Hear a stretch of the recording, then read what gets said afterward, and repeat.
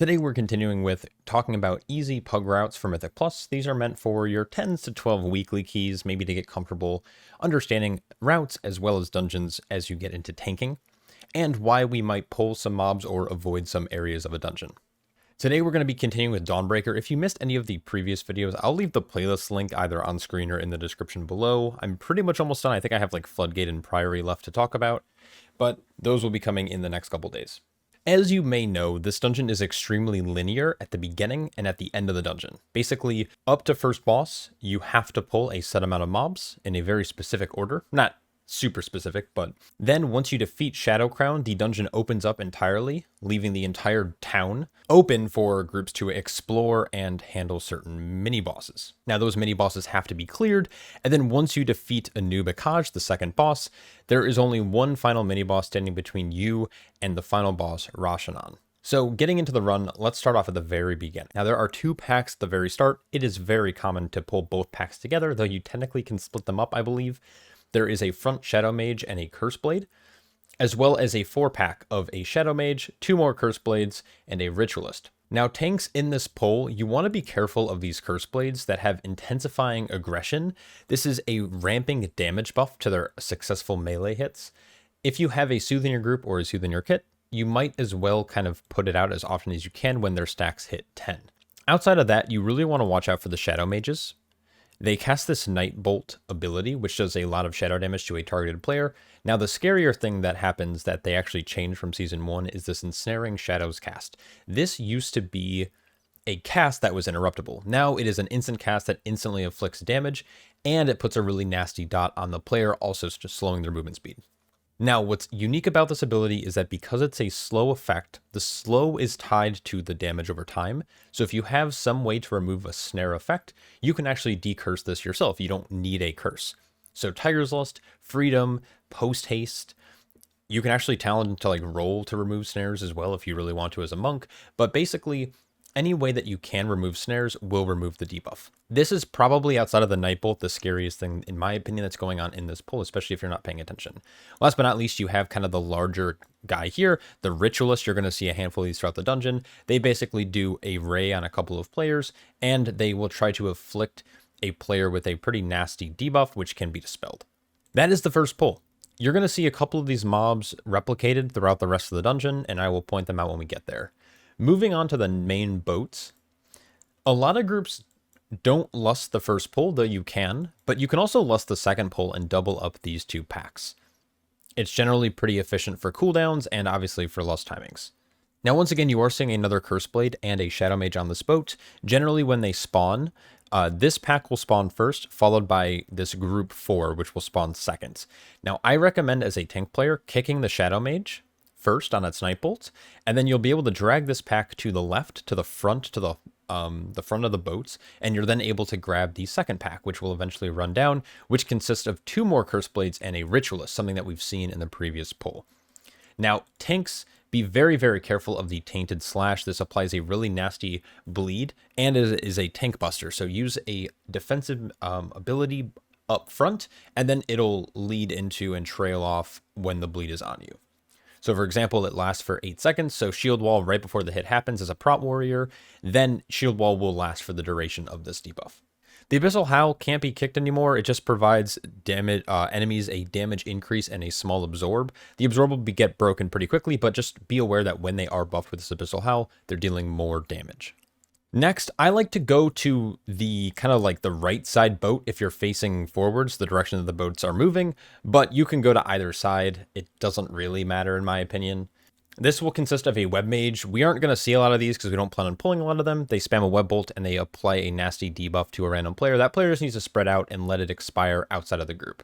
Outside of that, you have a couple more Curse Blades that do some heavy magic damage, along with another Shadow Mage. And then the last pack here, you have a Commander, another Web Mage, and a Curse Blade as well. This is the easier pack, and what I like about pulling this pack right before boss is that it lets your DPS and the tank kind of recover their cooldowns for the boss fight. Now, you're going to do this fight. It's obviously pretty hectic, and it can be quite frustrating when the boss doesn't move around. But once the first boss goes down, I personally like to land right in front of the cathedral. I generally like to land right here on this like little trapezoid shaped wall thing. The reason I like to land here is because I think the mobs out front are easier to deal with, and then it's also nicer playing outside in an open area versus going into the cathedral through the back end, and then you're like playing in this more confined space. I like to start in the front. I know not all posts do that, but this is my subjective route video, so we're going to do it my way. So I like to start by pulling these first two Shadow Walkers, and then I drag them down to this pack here, which does have a Tactician, 2 Shadow Mages, or I guess 1 Shadow Mage and a Darkcaster, and 1 more Curse Blade. We've already talked about Curse Blades and Shadow Mages, but the new mob that we're seeing here is, and they cast an Absorb. These are cool, low pressure mobs, kick the Tormenting Beam, but even if it is channeling for a little bit, it's not a big deal. Once the channel begins, you can interrupt it with really any CC, Blinding Light, Leg Sweep, Ring of Peace, Shockwave, Stormbolt, etc. Now, the big thing that you want to look out for as a tank is the Tactician. They do a large frontal that is baited on the tank. Basically, make sure you're avoiding this. But they also do this thing called Tactician's Rage, which increases the damage they deal by 50%, but it also reduces the movement speed by 70%. So the idea here is that it is a very clear effect that when it goes off or when the mob is enraged, the tank should be kiting. Now, do you have to kite? Most likely not. Even in the highest level of keys, I don't find myself kiting all that often unless there's a ton of other damage. Now, the one thing I want to point out is that the Shadow Walkers that that I pointed out earlier, they do this thing called Shadow Blades, which is a stacking healing reduction based on their melee swings. Now, this is a very frustrating mechanic to me, but basically what it does is it just is a Mortal Strike. It's going to reduce your healing that you take. Some tanks handle this very well, like Protection Warrior. Some tanks like BDK or Brewmaster Monk don't handle it all that well. So depending on what tank you're playing, you want to be very careful of your stacks. Once you hit around 25 or 30 stacks, you're going to be at a 30-ish% healing reduction. Kite or do what you can to get away from these mobs if you're struggling with staying alive. Once that pack goes down, I like to then pull the pack on the stairs. And I like to pull this pack here, which has a Darkcaster and a Shadow Walker. And then I will fight them right down here, just in front on the bottom of the stairs. The only thing that's new here are these Manifested Shadows. Now, these mobs were significantly nerfed coming out of Season 1. They no longer do crazy group damage. Through Abyssal Rot, they just don't cast anymore. The only thing they ever cast is Black Hail, which is super nice. So basically just dodge swirls on the ground. Next, I do the Patrol plus this group here, which has a Darkcaster and a Shadow Walker. We have 2 Darkcasters with the Commander. So basically, you kick this single caster that's out here, pull it on top of the Patrol, and that's your pull. And then finally, we're heading into the Cathedral to pull Ixrexton, or Ixreton, and the Unbreakable, this guy. I like to tank him in the corner, makes it nice and easy. Melee just run out whenever he does his little tank buster. The other thing he does is he'll apply Abyssal Blast to a random party member. Obviously, if you're that person who's targeted, use a defensive. Once that's done, generally, if you're on a average pace, if you lusted like the first or second pull of the dungeon, Lust will be coming up. If you lusted the first boss, it will not be. Lust is nice for this next pull. What I recommend doing is you fly all the way down to the next mini boss. You're going to land, your group should land back here, and wait for a second. Now, if you're quick and you're the tank, your group, as long as your group's behind you, it's generally fine. What you'll do is you'll land immediately on top of this mini boss and pack. Now, I do recommend if you're a tank who needs a little bit of setup, try landing on the stairs so you have a global or 2 before the mobs just start hitting you in the face. And then you're going to walk these mobs down the stairs, which will pull both Shadow Walkers and both of these Darkcasters. This will all be one large pull, and this is where you'll lust, ideally. If you don't have lust, it's not a big deal. You'll aim the frontals down this way, down the stairs, get a couple of kicks, but because of the way that healers and tanks have scaled, this pull is a lot easier to pull off this patch than it was back in Season 1. Once that pack goes down, what I like to do is instead of doing like some weird shit where you fly behind a building or something, I just like to fly right down to the base of the hill. So I just get on my mount, why isn't this fucking thing working? Okay, I just get on my mount, I fly right down, and I land right here. Very easy to see. It's not a far flight. You can technically mount up and run if you really wanted to. And then what we're going to try to pull is this patrol should be around this area. You want to pull this patrol with these casters. Now, this patrol is kind of what dictates our next pull. If this patrol is in this pack here, you can double this up instead. If it's on these casters, you pull this instead. Now, landing on these casters is kind of tough because most likely what's going to happen is someone's going to body pull these Shadow Walkers. It's not a big deal in your average key. In a higher key, we like to wait and pull them in a little bit later just to get extra funnel or whatever it might be. But basically, this is ideally your next pull. Again, if you need to mix it up, you can a little bit. It's not a big deal.